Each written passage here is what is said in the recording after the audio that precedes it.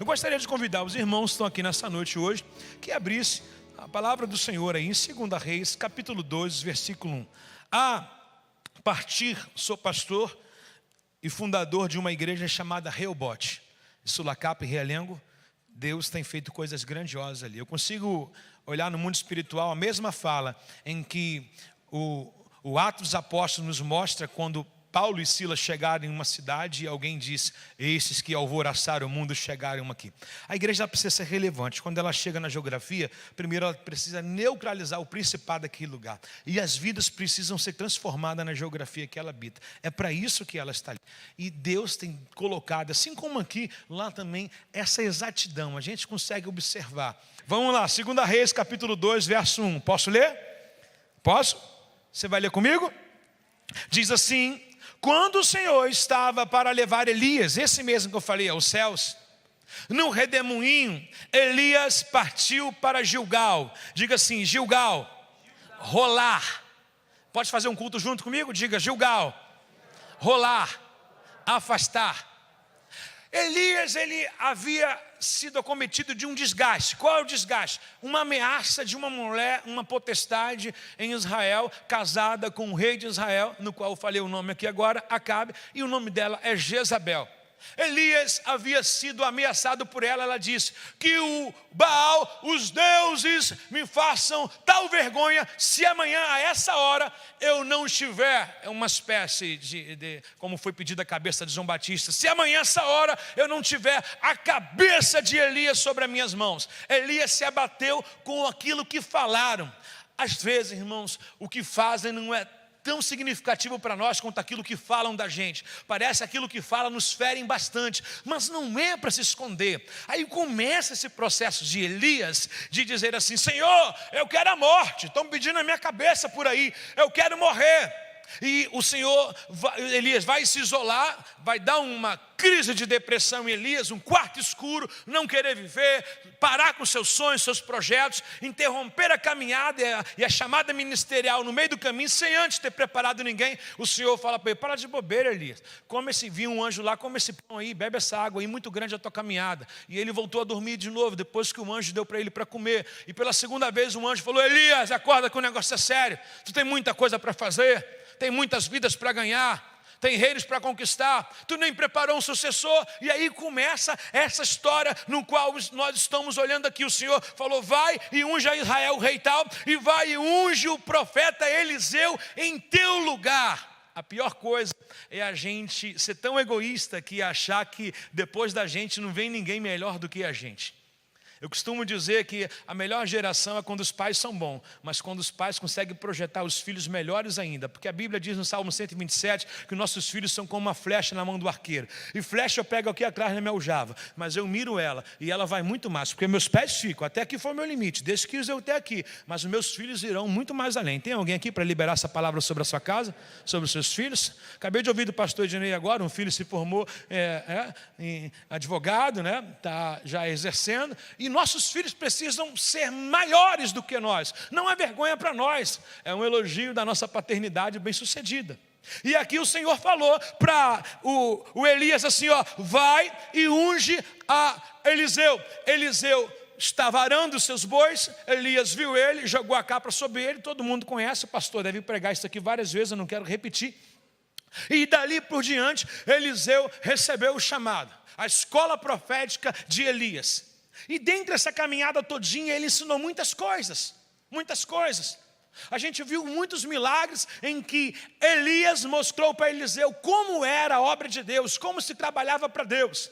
E esse episódio que nós estamos lendo do capítulo 2 é o momento em que o Senhor está para levar Elias. Se o Senhor está para levar Elias, Eliseu já está pronto. Sim ou não? Porque Deus vai levar um, mas vai deixar um pronto no caminho. E a condição aqui, em que os dois, no diálogo, para receber a unção, o que é a unção? Uma capa e autoridade, ser o profeta de Israel, uma missão tão difícil no lugar de Elias era: não tire os olhos de mim. E aí eu estou lendo aqui com você, os dois partiram para 4 níveis. Diga assim: eu preciso, vamos lá, mais alto, eu preciso andar em Gilgal, em Betel, em Jericó e no Jordão. Querido, hoje a gente vai descobrir quem é Eliel para andar na nossa mão. Quem é leal para andar do nosso lado?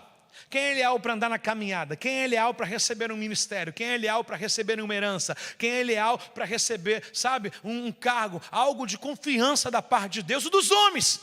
E o primeiro nível em que o Elias decide caminhar com Eliseu significa Gilgal. Gilgal quer dizer lugar da aliança. Amós 3,3 diz assim, andarão dois juntos se não tiverem é tão perigoso, andarão dois juntos se não tiverem de acordo. É tão perigoso você somar com alguém, porque quando Jesus falou sobre a autoridade de Pedro, ele vai dizer em Mateus 18, Pedro, o que dois ligar na terra é ligado aonde? Mas o que desligar na terra também é desligado É tão perigoso chamar alguém e fazer aliança errada com a gente, porque quando o barqueiro, ou o navegador daquele barco de Jonas, recebeu o convite que Jonas comprou o ingresso e decidiu entrar na vida daquele marinheiro, entrando naquela embarcação, naquele barco, o barco quase veio a pique. Então tem uma pessoa errada na nossa vida, é muito ruim, porque a gente parece que anda para trás, nada, e aquele velho ditado brasileiro, morre na praia. Parece que a gente vive e vegeta. Só que o primeiro lugar é aliança. Não mande com pessoas que não têm aliança. Não chame pessoas que não têm aliança. Por que Davi venceu Golias? Porque a palavra foi revelada através da boca do próprio Golias. Ele chamou Davi de maldito. Davi falou, eu não sou maldito, eu tenho aliança, eu tenho circuncisão, eu sirvo ao Deus de Israel, e tu és um incircunciso desaliançado com Deus. Então ande com quem tem aliança. E esse primeiro estágio discipulado andarão dois juntos se não estiverem de acordo. Não tem como servir a Deus e o mundo. Então ou é de Deus ou não é. Não existe meio barro, não existe meio tijolo, como o populado diz para a gente. Tem que servir, tem que ser de cabeça. Então diga assim, hoje eu tenho uma aliança. Quem é casado? Diga assim, eu tenho uma aliança com o meu cônjuge. Quem está nessa igreja, diga assim, quem está nessa igreja, quem congrega aqui, diga, eu tenho uma aliança com os meus pastores. Quem é filho, diga, eu tenho uma aliança com os meus pais. A gente precisa entender que para caminhar, o primeiro princípio é a aliança. Não tem como caminhar sem aliança, é uma covardia. Se eu tirar a aliança da minha mão e andar com ela sem aliança, eu estou de má intenção num ambiente onde minha esposa não está. A aliança me protege de qualquer má intenção, a aliança me protege. Então a aliança te guarda, a aliança te protege. E na visão discipulada é a mesma coisa. O que levou Eliseu a caminhar com Elias na visão? Aliança. Ele falou, não tire os olhos de mim. E não tirar os olhos é olhar de forma fixa mesmo. O mundo pode estar desabando, mas eu estou olhando. Não é assim que Hebreus diz? Olhai somente para Jesus, o autor e consumador da nossa. Então quem tem aliança com Cristo não está nem aí com essas falácias do mundo. A gente sabe que vai acontecer coisas até piores. No mundo tereis o quê? Aflições. Mas tem de bom ânimo, eu venci. Ei, querido, tem uma palavra para nos guardar nessas aflições desses últimos tempos. Sabe qual é a palavra? O sangue de Jesus te protege, você e a sua casa, dos olhos do maligno. E aquele que é nascido de Deus, o maligno não toca. Posso ouvir um amém? Versículo de número 2, segundo nível, vamos correr. No caminho, versículo 2, no caminho, Elias disse a Eliseu, olha, fique aqui, pois o Senhor me mandou ir a Betel. Eliseu, porém, respondeu, tão certo como vive o Senhor, tão certo como a sua própria vida, não te deixarei, não te abandonarei. Desceram junto para Betel. Quando eu faço aliança, quando Jesus se batizou, o primeiro estágio que Jesus fez foi diferente de Elias e Eliseu. Aqui foi ao contrário. Eliseu chamou Elias, a primeira aliança dele foi para Gilgal, lugar de aliança. A segunda foi para Betel. Betel quer dizer casa do pão. Como é que eu vou medir alguém? Como é que eu vou medir a fidelidade? Como é que eu vou medir o casamento se as contas estão pagas? Como é que eu vou medir que eu amo a Deus se tudo vai tudo bem? Na verdade, qual é a razão que a gente conhece a história de Jó? Jó foi mais verdadeiro, mais falado quando ele estava no anonimato, mas bem financeiramente, tinha tudo. Ou quando Jó, o que vale mais na história de Jó que nós lemos? Quando ele perdeu tudo. A aliança de verdade é quando a gente não tem, continua crendo e amando e servindo. Posso ouvir um amém? Agora ele está em Betel. Betel é a casa do pão. Betel a gente vai para a churrascaria, amigo. Betel, amor, tem nada não, amor. Não vou ficar chateado. Vamos para a churrascaria hoje, vamos comer fora. Leva tua mãe, leva também tua mãe, pode levar. A sogra acaba virando até mãe. Porque Betel está tudo bom, as contas estão pagas. Pode deixar o ar-condicionado ligado. Agora quero ver o dia que chegar, o dia da crise, que é chamado Jericó. Jericó, o caldo aperta. Jericó senta na mesa para fazer conta, prioridade. Jericó reduz conta. Jericó corta alguns passeios e investimento. Jericó te bota para pensar, porque ninguém se mede ninguém por Betel. Eu costumo falar que para medir uma pessoa, a lealdade dela não é com 1 quilo de açúcar, amigos. Irmãos, 1 quilo de açúcar acaba rápido. Pega açúcar e pega o limão. 2 jarras de limão, quase você acaba com meio quilo de açúcar. Agora pega uma batata, um arroz, alguma coisa para nós comermos e mede o sal. O sal a gente não fala colher, irmãos. Sal nós falamos o quê? Obrigado, irmãs. Sal nós falamos o quê? Pitada. E uma pitada de sal a gente já começa a dar um teor de sabor na bebida. Ou até mesmo na comida. Sim ou não? Na comida, perdão. Sim ou não, queridos? Tem gente que bebe com sal aqui, não? Não sei, de repente Deus falou, porque tem alguém, né? Sei lá. Olha aqui, queridos, presta atenção. Quando a gente vai dar uma pitada de sal na batata, é assim, ó, a gente esfarela o negócio. E esse que é o grande relevante. Porque açúcar pode acabar em um dia, mas o sal eu te garanto que dura um mês. Então, para conhecer a lealdade na caminhada, não é do dia para a noite. Tem gente casando do dia para a noite. Fala, foi Deus. 2 meses depois está lá o divórcio. Tem que conhecer o histórico. Tem que visitar. Tem que perguntar. Sim ou não, querido? Porque o Betel, você pode ser enganado. O Betel, ele vem com a máscara. O Betel, ele tem a cara do trigo, mas é joio. O que é joio? Não tem propósito, é vazio por dentro. Você está comigo aqui, não? Agora vamos caminhando para o nosso próximo objetivo.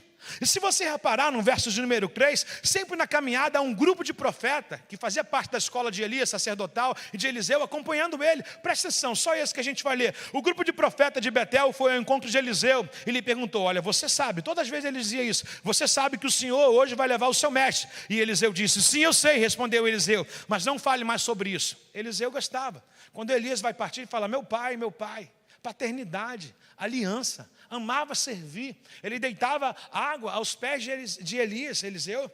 Então ele gostava, então ele não queria saber que ele ia levar. Apesar de ele saber que ia para Deus, ele queria ainda mais caminhar com ele. Vamos lá no verso 4, tem alguém comigo? Verso 4, por favor. Então Elias disse a Eliseu, que bom, está aqui projetado, ó gente. Fique aqui, pois o Senhor me mandou ir a quem? Aonde, gente?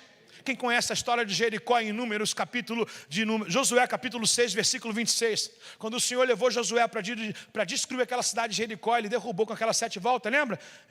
Vem com Josué dançar, rodar em Jericó, não é assim? Não é, gente? Alguma coisa, né? Vem com Josué o quê? Lutar, é isso aí, em Jericó. 7 voltas das muralhas, o quê? Josué amaldiçoou toda a descendência que levantasse um muro ali. Jericó era uma cidade maldita, amaldiçoada por Josué. Então Jericó significa lugar mau e cheiroso. Jericó é esse dia da crise que ninguém quer. Quem quer pegar um exame na mão e estava tudo bem num dia e depois o médico vai falar assim, ó, tem que tratar, é câncer. Quem gosta de levar um filho para o médico fala, tem que internar. Tem irmão de 44 anos, olha as bombas desses dias. Eu entendo que quando o nível da minha prova aumenta é porque a minha bênção vai ser muito grande. Esses dias eu peguei meu irmão de 44 anos, dei um apagão. Meu irmão ficou áureo, ficou fora de si. Deu um neurisma nele aqui, um sangramento interno no cérebro. Estava internado, corri em 3 hospitais, ontem uma luta para fazer um plano de saúde. Se preocupa com tudo, com estética da roupa, tudo, mas não se preocupa consigo próprio. Aí quando vem uma doença, a família que segura as pontas todinha. Meu irmão no hospital, esquizofrênico, falando coisa com coisa, olhando a mão como se nada, perdido. Olhando a porta e fala, essa porta é assim mesmo. Onde eu estou? O que eu estou fazendo? Um cara cheio de saúde, saudável. Lá, Jericó. Mas sabe o que eu descobri no Jericó do meu irmão? Ele e a esposa têm 20 anos de casado, 2 filhos. Pela primeira vez eu vi os 2 agarradinhos no leito do hospital. Ele na maca e ela abraçando ele. E sabe, dia 8, primeira internação que eu fiz no sábado. Sabe o que era dia 8? Aniversário dela. O aniversário dela. Ela estava no hospital cuidando do marido. Porque o amor, esse dia chegou um casal para mim. que eles casaram tem 8 meses e ela descobriu que o marido traiu. Aí eu falei assim, quando a gente fez o casamento lá? Eu faço 40 casamentos em 3 meses, um coletivo grande. Foi naquele dia, lembra que eu perguntei assim? Na alegria e na tristeza? Na saúde e na doença? Chegou o dia da tristeza. Chegou o dia mau. Porque a gente fala, sim, eu aceito. Mas aquele dia que está todo mundo bonito, a gente vai comer e beber, você vai sair para a lua de mel, é legal, aquele dia é o da alegria. Mas o dia da tristeza? A Bíblia conta com ele, a Bíblia diz que o choro vai acontecer. Mas a Bíblia também diz que o choro não vai permanecer, porque a alegria também tem o lugar dela. Eu falei para ela, você não falou lá que aceitava, agora vamos segurar essa marimba aqui, vamos desenrolar esse negócio aqui, vamos consertar isso aqui. Aí o cara fez, errou, se humilhou, chorou, me perdoa. Eu falei, cara, ninguém está te obrigando a você dar um abraço nele e fingir que está tudo bem, não. Mas está aqui para reatar. Mandou ele para a casa do pai, eu falei, volta para a tua casa. Voltou para casa, já está dormindo já com ela já, e eu acredito que Deus está trabalhando lá. Amém, querido? Por que, querido? Errar humano, mas a grande questão, sabe qual é o nosso problema? Sabe por que muitas pessoas vão para o inferno? Não porque elas erram, porque elas pecam. Romanos 3:23, todos pecaram. Sabe por que as pessoas vão para o inferno? Porque rejeitam o perdão, rejeitam a graça de Deus. O que me lança no inferno não é a quantidade de erro que eu tenho, mas é todas as vezes que eu errei e não aceitei a graça como regeneradora na minha vida. O perdão, a graça de Deus. Você está entendendo aqui, queridos? Vamos caminhar mais um pouquinho, por favor? Você está aí? Diga assim, o dia mau só revela o dia melhor. Quando Abraão achou que não tinha esperança, bispo, o Senhor falou, Abraão, faz o seguinte, quem está sem esperança é porque está num lugar limitado, sai da tua tenda. E ele falou assim, mas está de noite, mas eu quero que você não observe a noite não, eu quero que você observe o que tem na noite, estrelas, assim é a tua descendência. Então o dia mau, ele revela o dia posterior a ele. Ó, você vê que a Bíblia diz, ó, o choro dura uma, quem está com fé aí? O choro dura uma, mas a alegria vem. Sabe por que às vezes a alegria não vem? Porque a gente continua chorando. Então a Bíblia manda interromper o choro, porque está na hora da alegria. Ei, querido, levante sua mão, diga assim, por favor, com todo carinho, diga assim, a alegria do Senhor é a nossa força. Você pode dar uma linda salva de palmas ao Senhor? Com licença. Pode ser melhor? E nessa caminhada entre Elias e Eliseu, o passar da guarda, né? Passar da unção, da capa, da revestimento, da responsabilidade de continuar a vida ministerial, tem esses processos, aliança, Betel, Jericó, mas tem outro nível, diga assim, comigo é outro patamar. O que você achou com isso? Não entendi porque riram aqui. Diga assim, comigo é outro patamar.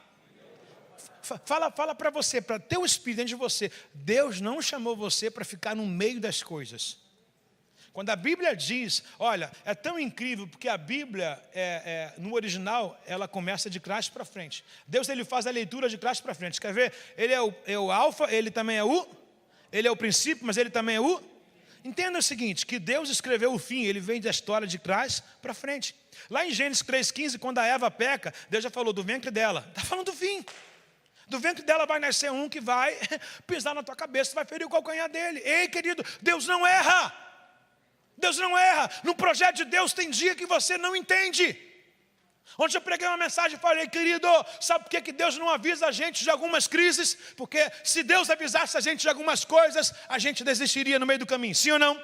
Deuteronômio 29 diz que as coisas ocultas são para Deus, porém reveladas para nós. Entenda uma coisa, Deus não dá nada explicadinho, Ele explica no caminho. Sim ou não? 10 leprosos vieram diante de Jesus. O que tu quer? Todo mundo quer ser curado aqui. Os 10 foram curados ou não foram? Diga, foi. Mas eles foram curados ali quando Jesus falou alguma coisa, fez algum milagre, impôs as mãos? Não, Jesus falou, vai lá e se apresenta a quem? É o sacerdote. A Bíblia diz que no meio do caminho eles estavam caminhando e de repente eles pararam de sentir aquele cheiro de lepra, apodrecida, a carne fedida, e no meio do caminho eles olharam para ele e a pele se tornou a pele como de um menino. Eles voltaram para agradecer. Moral da história, eles foram curados na frente de Jesus? Não, eles foram curados quando obedeceram. Tem muitas coisas que Deus vai fazer na nossa vida quando a gente parar de questionar e obedecer Ele. Posso ouvir um amém? Vamos para o quarto e último capítulo nosso aqui. dessa questão do discipulado. Vamos lá, por favor. Versículos de número 6. Então Elias disse a Eliseu: fique aqui. Repare bem que o próprio Elias insistiu para Eliseu ficar aonde? Em Gilgal. Eliseu falou: eu vou contigo, eu tenho uma aliança. O próprio Elias, irmãos, insistiu para ele ficar também em Jericó. Ele falou: eu tenho uma aliança. O próprio Elias insistiu para ele ficar também em Betel. Ele falou: eu tenho uma aliança. Quanta insistência, porque para saber se é de verdade mesmo. Porque às vezes a gente tem, feito poucas exigências e dado muito para as pessoas, e elas têm feito com aquele nosso tempo, aquele nosso muito nada. Então precisa saber se quer de verdade ou não quer de verdade. Você está entendendo, querido? Posso ouvir um amém, queridos? Então Elias disse pela quarta e última vez para Eliseu, o seu sucessor: fique aqui, pois o Senhor me mandou ir ao Jordão. Mais uma vez, porém, Eliseu respondeu: olha, tão certo como vive o Senhor, e tão certo como a sua própria vida, não deixarei. E seguiram juntos pelo caminho. Ele não deixou. Qual era o propósito dele? Receber a capa de Elias. Mas qual é a condição de receber a capa? Observar, não perder Elias de vista. A gente, irmãos, para receber coisas na vida, não pode tirar o nosso foco do céu, cara. Não pode. Olhar para Jesus, o autor e consumador da nossa fé. A gente quer aquilo que o céu pode dar, mas a gente perde a esperança de lá pelas coisas que acontecem aqui na nossa vida. É normal o dia do Betel? Tem dia que tudo vai dar certo. Mas também é propício que o dia de Jericó chegue para a gente valorizar e saber que grandes coisas fez Deus por nós. Olha, querido, o Salmo 126, ele é um salmo que está sendo contado de uma história que havia sido profetizada e da história que aconteceu. Diz assim: quando o Senhor restaurou o cativeiro, quando o Senhor restaurou a nossa sorte, ficamos como quem sonha. A nossa boca se encheu de riso, os nossos lábios de cântico, e diziam: grandes coisas fez o Senhor por nós, e por isso estamos alegres. Quem sai andando e levando, e chorando, mas semeando. Olha como é que eu semeio. Eu semeio com dor. Que para semear dá trabalho, tem que mexer na terra, tem que se encurvar, tem que semear, tem que investir. Então quem sai andando e levando a preciosa semente, a promessa é: voltará com os seus feixes na sua mão, o fruto daquilo que você semeou. Querido, não, a tua história não está revelada, ela não é um todo do dia mau. O dia mau faz parte do pacote, mas a tua história é bem melhor do que você possa imaginar. Amém, querido? O choro dura uma, mas a alegria vem pela...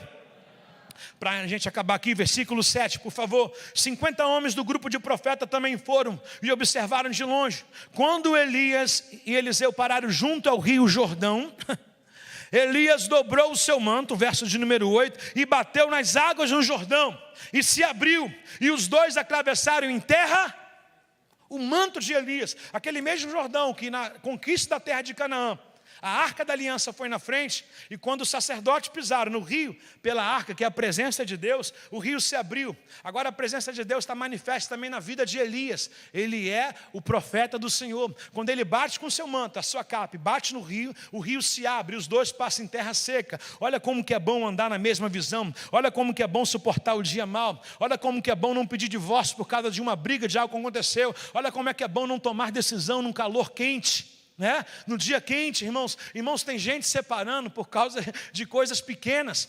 Aí separa, e depois que tudo esfria, fala: pô, a gente fez coisas grandes, era tão fácil resolver, era só esfriar a cabeça e contar até 10. Você está comigo aí, não? Elias dobrou o manto e bateu na água, a água se abriu. Versículo de número 9. Quando chegaram a outra margem, Elias disse a Eliseu: diga-me, o que posso fazer por você antes de ser levado embora? Pega isso. Essa é a minha mensagem de hoje. Elias falou: o menino segurou até aqui, não desistiu em Jericó, não desistiu em Betel, não desistiu em Gilgal, e ainda teve disposição para atravessar comigo no Jordão. Está mais do que provado, está concretizado, vai se formar. Não é possível chegar no 8º período e desistir.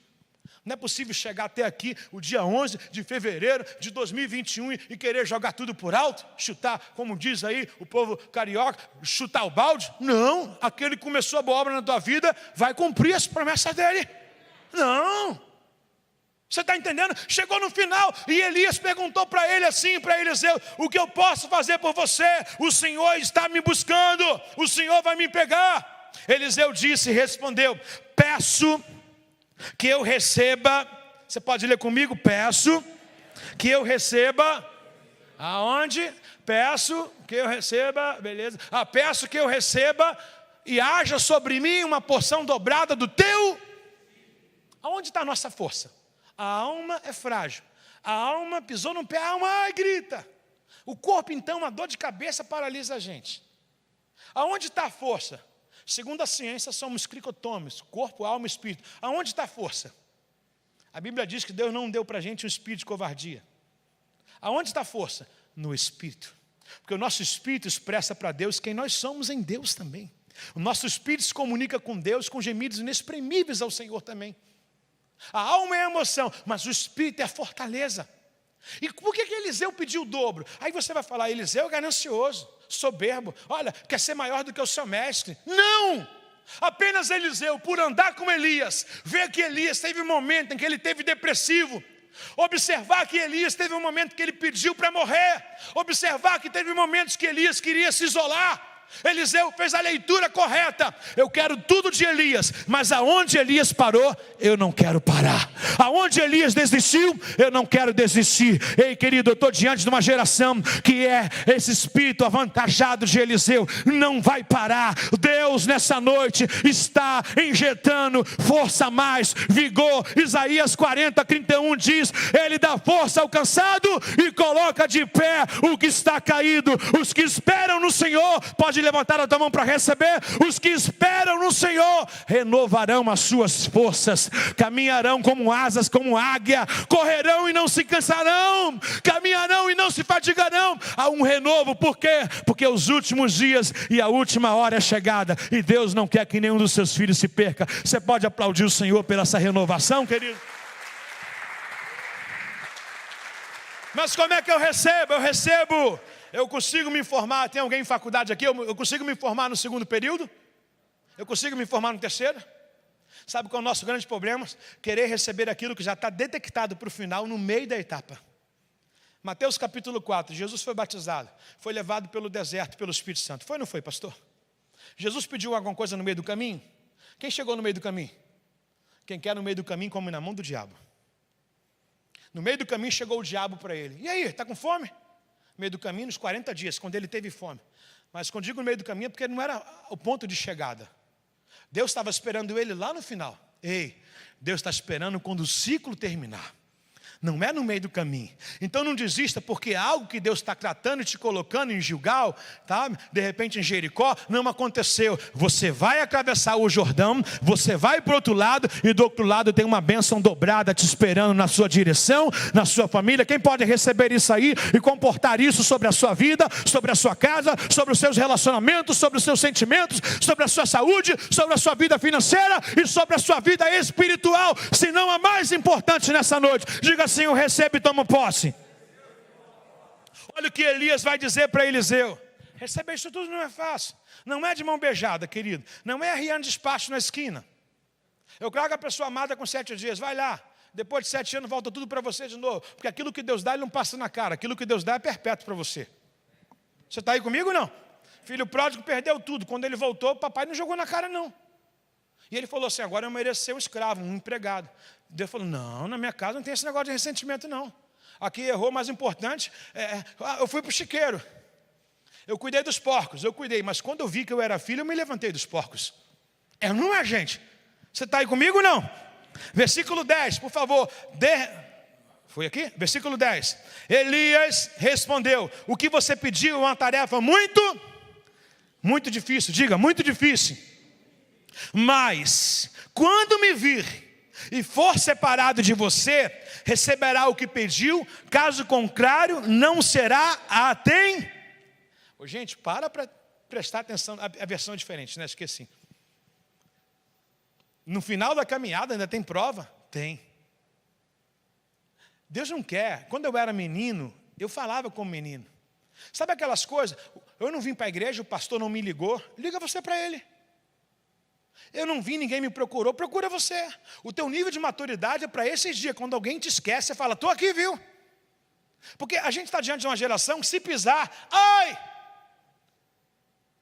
Botafogo, tem botafoguense aqui não? Tem, irmã? Sério, querido? Está tão avivada na palavra, irmã. Pula para cá que o muro está baixinho. Tem algum Botafogo aqui? A não ser quando tiver 2, aperta a mão, porque é muita raridade. Olha lá, ó, 2, ó. Tem vascaíno aqui? Vascaíno? Gente, vocês estão mal, hein? O Vasco, o Botafogo está fazendo assim com o Vasco. Eu vou para o inferno, mas não vou sozinho, vou levar alguém comigo. Irmãos, o Botafogo está mal. Alguém vai deixar de ser Botafogo? Tem certeza? Não, quem faz cabeça é santo, irmã. Eu vou te dar um conselho. Estou brincando, irmã. Você deixaria de ser Botafogo? Deixaria de ser Botafogo, amigos do som? Não? De verdade mesmo? Nem por uma pizza? Aí, a outra, aí... Já que você não se deu bem com a Honda, de repente um Yamaha. Pode ser? Alguém deixaria de ser vascaíno que levantou a mão aqui? Porque o Vasco vai descer também? Deixaria de ser vascaíno? Engraçado que a gente tem essa disponibilidade. O nosso time pode descer. O Fluminense também já teve mal. Foi para a Série C, em 99, não foi, Ednei? Foi, pastor Ednei? Não foi? As coisas velhas se passaram, né? Ai, Jesus. É o mar, né? Perdão, eu suscitei aqui, ó, que covardia. O Fluminense foi lá para a 3ª divisão, me lembro, em 99, se eu não estou enganado, né? Com Rony, com Magno Malves. Eu torcia, ficava lá assim, não tinha televisão, não era mostrado em nada, era radinho. E a gente não deixou de ser Fluminense. Botafogo não vai deixar de ser Botafogo. Vasco não vai deixar de ser Vasco. O teu patrão amanhã pode pegar e pisar no teu pé, dar um esporro bem sucedido em você, dar uma advertência, mas no outro dia você está na tua empresa. Por que essas coisas a gente não faz para o reino de Deus? Por que da igreja, do reino de Deus, a gente desiste com facilidade? Por que a gente desiste? Eu não sei, a igreja é do pastor aqui, mas eu observei aqui que 3 pessoas foram embora. É o horário? Daqui a pouco está dando Big Brother, está todo mundo na televisão. Até alto da tarde. Que reino é esse, gente? Como que a gente quer de Deus? Deus chamou a gente para o processo, irmão. Dia de futebol tem que estar na igreja, irmãos. Eu tenho que estar servindo ao Senhor, eu tenho que ter compromisso. A gente quer muito de Deus, mas compromisso zero com Deus.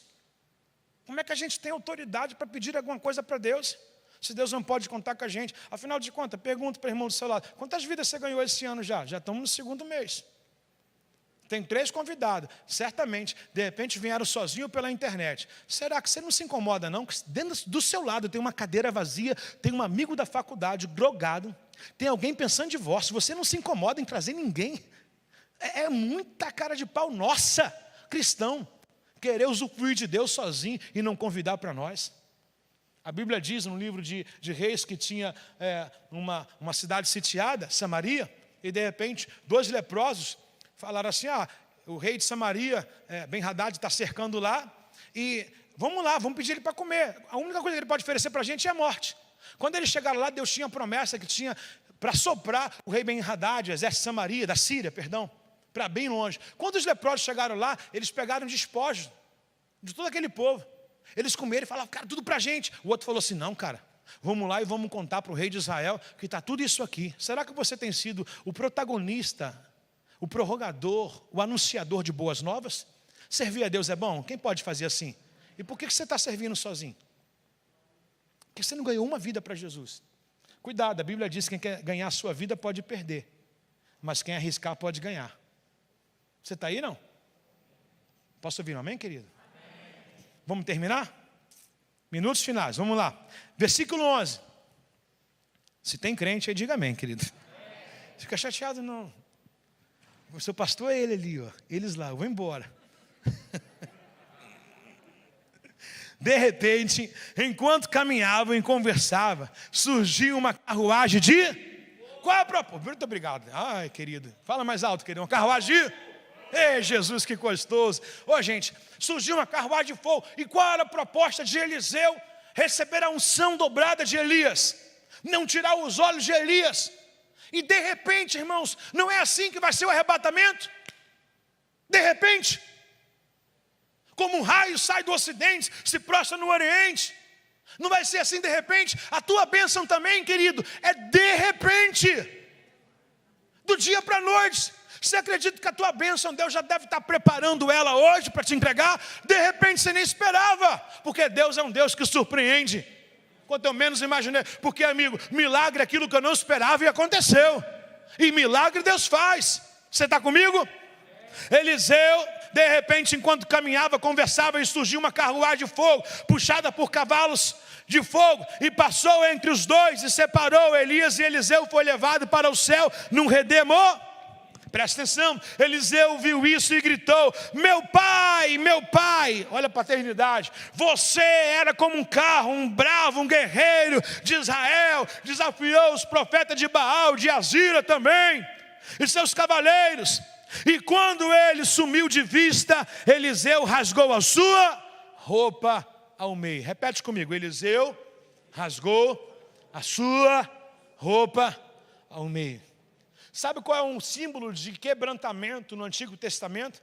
Além de se vestir de pano de saco, era rasgar as vestes. Davi, quando ele soube em que o filho dele estava adoecido, que ele teve do adultério com a Betseba, ele mandou matar Urias e ele rasgou as vestes. Por diversas vezes você vai ler rasgar as vestes, se quebrantar. Rasgar as vestes significa: vou tirar a minha roupa para me revestir da capa de Deus, porque capa e roupa não combinam. Por que Eliseu rasgou as vestes dele? Porque aquilo que ele mais pediu está na mão dele agora. Apóstolo Paulo vai dizer: quando eu era menino, eu andava, falava e me vestia. Agora eu cresci e quero a maturidade de Deus, quero caminhar em Deus, quero crer mais, quero que o poder, a autoridade, a cura, a libertação. Sabe, Jesus, aquelas palavras, irmão, quando Jesus ressuscitou e ele acendeu o seu discípulo na grande comissão, antes de ele subir, ele falou: espera aí, Mateus 28, em meu nome vocês falarão em novas línguas, expulsarão os demônios, curarão os enfermos. Sabe, irmãos, é tempo de a gente se revestir dessa capa. Essa capa quer dizer para nós compromisso e a unção que Deus colocou. Querido, dentro de cada casa, presta atenção, Josué 24:15, eu e a minha casa serviremos ao Senhor. Primeiro começa com eu, a primeira pessoa do singular. Deus tem um projeto na sua família, mas antes da família começa com você. Diga eu. Mais alto, gente, diga eu. E a minha casa serviremos ao Senhor. Quando a gente faz essa leitura, a gente entende que para minha casa servir depende da minha postura no reino, da minha não desistência no reino. E agora Eliseu vai rasgar suas vestes. Por quê? Porque aquilo que ele mais desejava, a chamada dele está diante dele, ele não pode perder essa oportunidade. O preço foi muito caro para chegar até aqui. Em seguida, verso de número 13, em seguida pegou o manto de Elias que tinha caído e voltou à margem do... Vai fazer a mesma coisa para provar. E olha o que ele fez, por favor. Bateu nas águas com o manto e gritou: onde está o Senhor, o Deus de Elias? Então o rio se dividiu e Eliseu o atravessou. A unção foi automaticamente colocada sobre ele. O mesmo milagre de um rio se abrir. Amigo, para mim a mesma coisa do mar vermelho se abrir é o rio se abrir. Milagre é milagre, não se discute. Amém, queridos? Nessa noite, dessa quinta-feira, ao dia 11 do mês de fevereiro, nós iremos orar ao Senhor, ao término dessa reunião. Agora, e você irá sair daqui diferente, com mais vontade de ler, mais vontade de jejuar, mais vontade de buscar.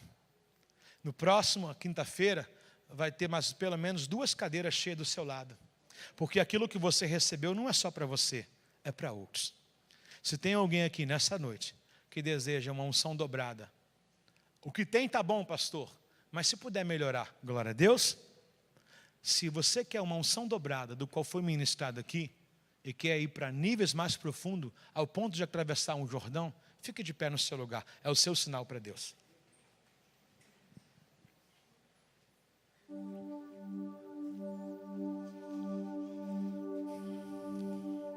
Posso orar e entrego para o Senhor? Eu queria que você desse a mão para o seu esposo, caso você esteja com ele aqui. Casal é incrível, casal é uma potência. Cadê os jovens? Sabe quantos jovens eu tenho na minha igreja? Da última contagem passou de 1000. Mas não começou com 1000, começou comigo. Deixa eu te contar a minha história. Eu tenho 5 minutos. Eu fui empresário de 8 lojas, bem sucedido com 2 faculdades. Eu sempre fui muito determinado na minha vida. Eu vim de uma família muito pobre, de uma comunidade muito pobre. Não tinha nada na minha vida. Trabalhava só para pagar a faculdade. Me formei, entrei na multinacional, viajava. Um belo dia veio uma crise nas minhas costas. Fiz 8 ressonâncias magnéticas, médico nenhum sabia o que era Deus me parando. Porque tem algumas coisas que é Deus parando a gente para dar direção, porque terra cansada não produz.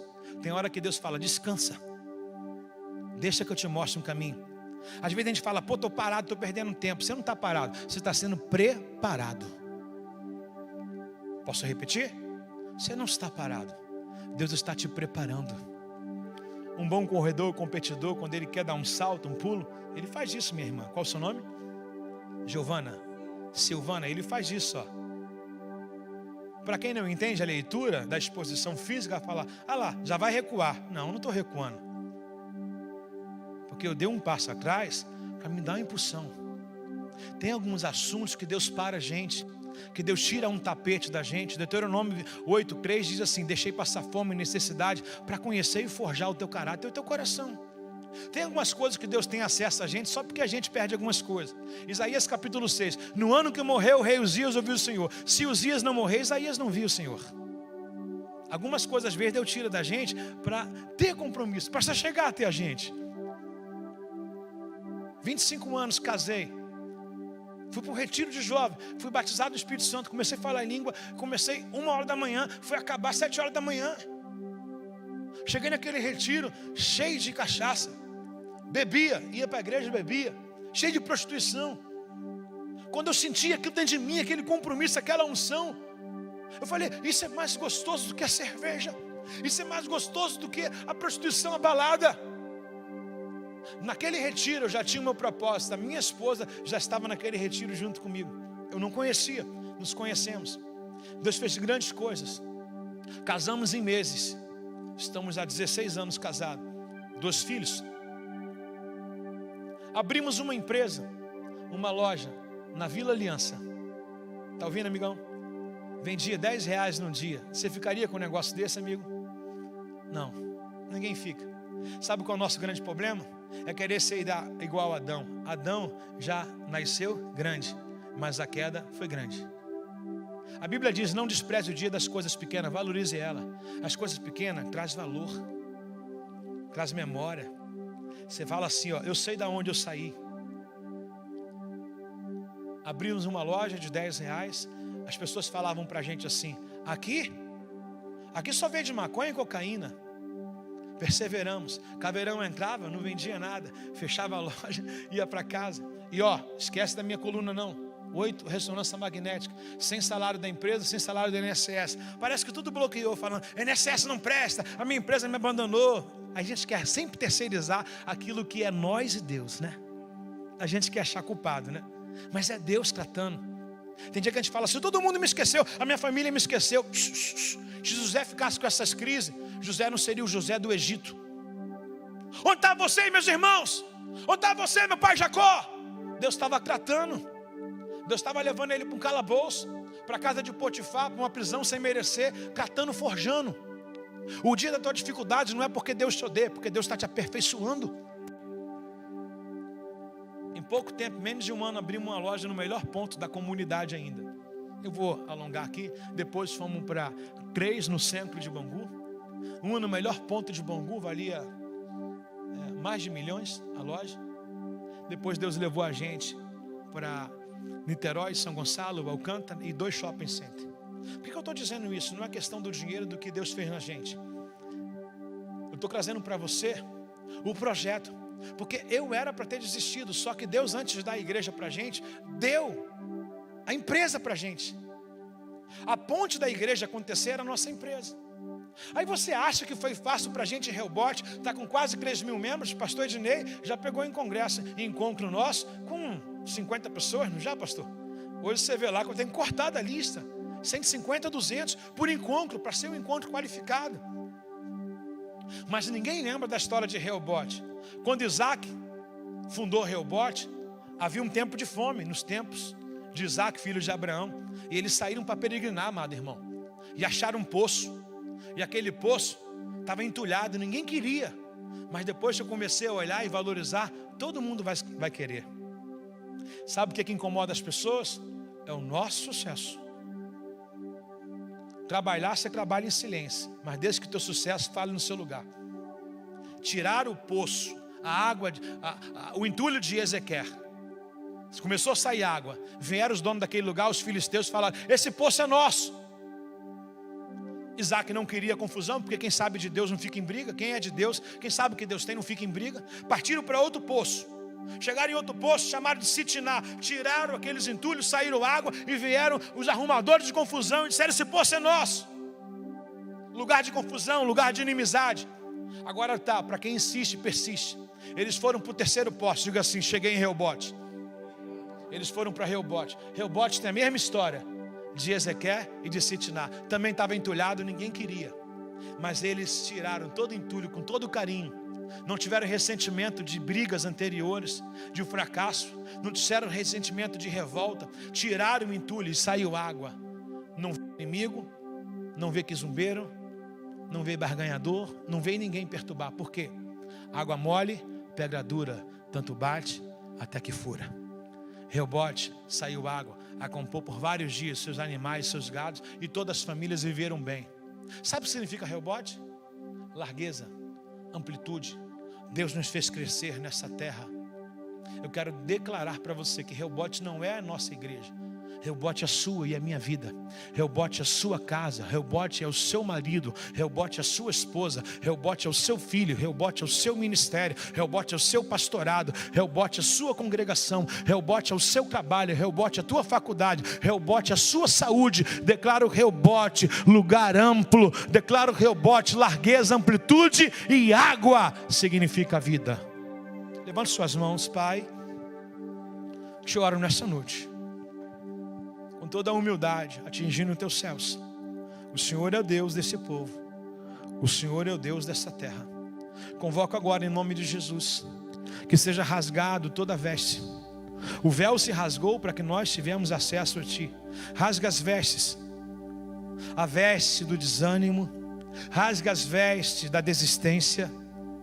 Rasga as vestes, Senhor, da incredulidade. E rasga do alto da cabeça à planta dos pés. Porque agora, Senhor, eu convoco o Teu Santo Espírito de Deus, para que venha agora revestindo, dando força, dando vigor a esse homem, a essa mulher, ao presidente dessa igreja, aos pastores dessa igreja, aos obreiros, operadores do som, os levitas, a todos que fazem essa obra, sejam revigorados nessa noite, porque muito grande é a nossa caminhada com Cristo Jesus. Entra agora na vida desse casal. Talvez esse casal entrou aqui e diga: estou pelo um fio. Ah, querido, eu quero transformar esse fio em dobra. A Bíblia diz que o cordão de 3 dobras não se rebenta com facilidade. Eu quero agora convocar Jesus para entrar no seu casamento e trazer esse amor que nunca saiu de volta. Apenas ligar e focalizar e direcionar o amor verdadeiro que se perdeu dentro da própria casa, como a de dracma. Eu oro por essa aliança, eu oro por esse matrimônio, eu oro por esse filho. Eu declaro que além do profissional, Deus também conta com filhos ministeriais. Deus conta com uma nação de jovens pastores, evangelistas, missionários comprometidos. Talvez você não vai pregar no púlpito, mas você pode pregar na faculdade, ganhar pessoas que jamais iriam para a igreja se você não entrasse para aquele curso. Que Deus te unja agora com uma unção, para que você retorne ao seu trabalho no dia de amanhã. E quando você pisar no seu trabalho, já não é mais você, mas Cristo em vós, a esperança da glória. Que entre no seu trabalho uma autoridade de Cristo Jesus derramada sobre a tua vida. Que tudo que não é de Deus se reparta naquele trabalho. Deus te colocou lá porque as pessoas de lá não viriam para cá se você não fosse buscar. Aonde você pisar a planta dos seus pés, que se cumpra Mateus 5, vós sois sal da terra e luz do mundo. Ei, querido, receba a sua bênção do alto da sua cabeça, a planta dos pés. Receba do bordão de Deus, receba da unção de Deus. A Bíblia diz em Isaías 10, 27, que a unção despedaça o jugo. Receba dessa unção e todo jugo caia por terra em nome de Jesus. O que não te mata te deixa mais forte. Receba essa força que vem do Senhor. Você pode levantar as suas mãos e adorar o Senhor?